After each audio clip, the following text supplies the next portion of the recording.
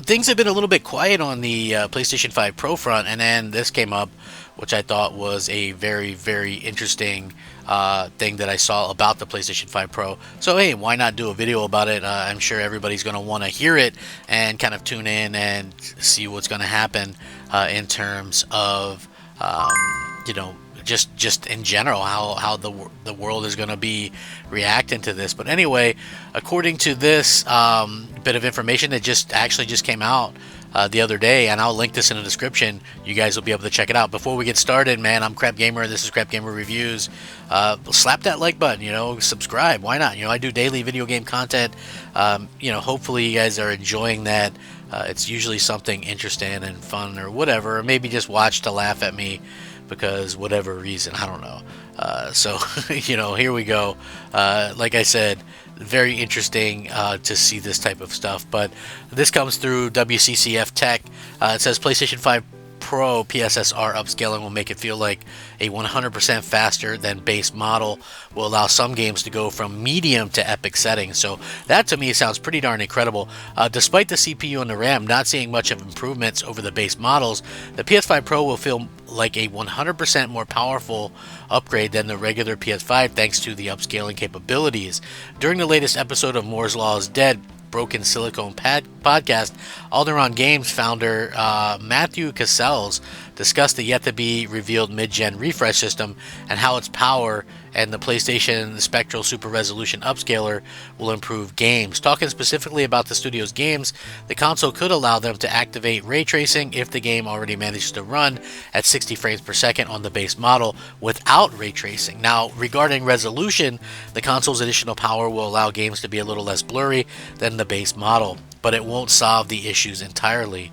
And upscaling will continue to play a big role in the grand scheme of things, as the game engines like Unreal Engine 5 aren't getting any faster and will continue to need upscaling. So PSSR, however, will make the PlayStation 5 Pro actually feel like it's 100% more powerful than the base model to developers, split between 50% of the actual improvements and the other 50% brought by upscaling. So discussing the PS5 Pro leaked specs further, Alderaan Games founder feels that the aforementioned limited CPU and RAM improvements aren't going to be a massive problem, as the vast majority of games on console aren't CPU bottlenecked, and scaling up RAM is usually among the hardest things to do, as most developers optimize using the available RAM anyway. So only some of the biggest games and the biggest development teams would be able to take advantage of additional amount. The GPU improvements, on the other hand, may allow some games to run with the equivalent of epic settings. So, like on your PC, if you're familiar with PC, there's like epic settings. I think that would be pretty good instead of the medium settings that usually get there on the base model. So, like on the PS5, a game will usually be equivalent of medium settings, and you'd be able to do epic settings. So the additional raw power may make it easy for the developers to actually implement 120 hertz modes with further tweaking of the graphics settings as well. So again, really nice to see this and how everybody is kind of getting excited about it. Like I said, take a wait and see approach with this, because until we see this stuff in action, I think it's going to be difficult for anyone to really kind of understand or get into what this is going to be or mean like long term for fans or whatever. So we'll have to see. I think that gamers in general are a little bit fickle, and I think that sometimes a little bit skeptical as well. And one of the main reasons why I say that is because we keep hearing all these leaks and all these little bits and tidbits of information, but at the end of the day, we don't actually have a confirmation from Sony yet, which many of us think is a sort of weird situation, because here we are, supposedly just a mere months away from launch, and we haven't really seen anything or heard anything about this yet. So officially from Sony, I mean, yeah, we've got plenty of these like little leaks and things like that, but we haven't really been able to kind of get a firm grasp of the idea. So again, we'll see how this happens, how this kind of levels up, maybe people really flock to it. I really think, and I've mentioned this quite a few times, I think that the gaming industry desperately needs the PS5 Pro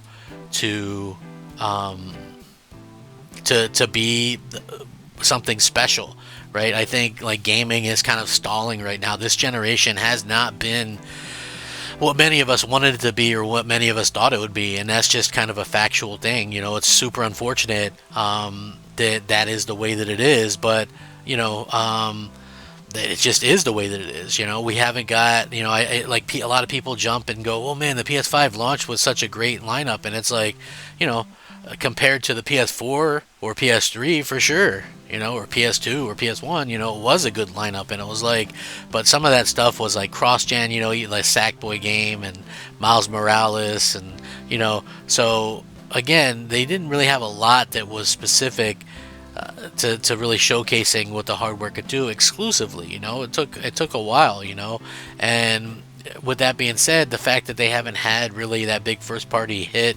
or a big game that really showcases what it can do, even 4 years in, I mean, I think that says it all. I mean, we've got another God of War game, that was cross-gen, another Horizon Zero Dawn game or whatever, again, cross-gen. So Gran Turismo, cross-gen. So you got a Spider-Man 2, but I gotta say, I didn't like that one as much as the first. I never even finished it. I've kind of mentioned this a few times before, but for me anyway, when you look at what these types of games are doing or whatever, I just felt like that game was very trying to be agenda driven instead of just being a great Spider-Man game, right? Like, I want to play as Spider-Man beating up bad guys. I don't want a bunch of nonsense in between. I don't understand that thought process if you're a developer. I don't get it. Just have Spider-Man kicking butt. Like Miles Morales is cool. Peter Parker is cool. You don't have to make Peter Parker look like a herb or whatever. You know what I mean? They had him looking kind of like a chump, and I never got that kind of aspect of why they do that kind of stuff. So yeah, it is a little bit of a situation where I kind of question the thought process involved with that. So again. We'll see. Anything can happen. I'm excited to see just exactly what Sony have up their sleeves. Clearly they want to get all their ducks in a row or whatever, and that's what's going to really have to kind of happen. So again, I'm cautiously optimistic with it. We'll see how things kind of work and how things kind of roll out. Is this going to be something that gets like Xbox fans to maybe jump ship? Is it going to be something that that PlayStation fans are going to be excited about or whatever? Listen, these are things that I think many of us want to kind of know the answers to, and the fact of the matter is we really don't know the answer to any of this stuff yet. So we'll have to wait and see. Like I said though, I'm very excited and optimistic about kind of what's going on, and I think Sony obviously has a good idea. Maybe they've been holding back for this type of thing. I think that could be exactly what they're doing. I would love to see them implement some things and really kind of shock everybody and wow everybody.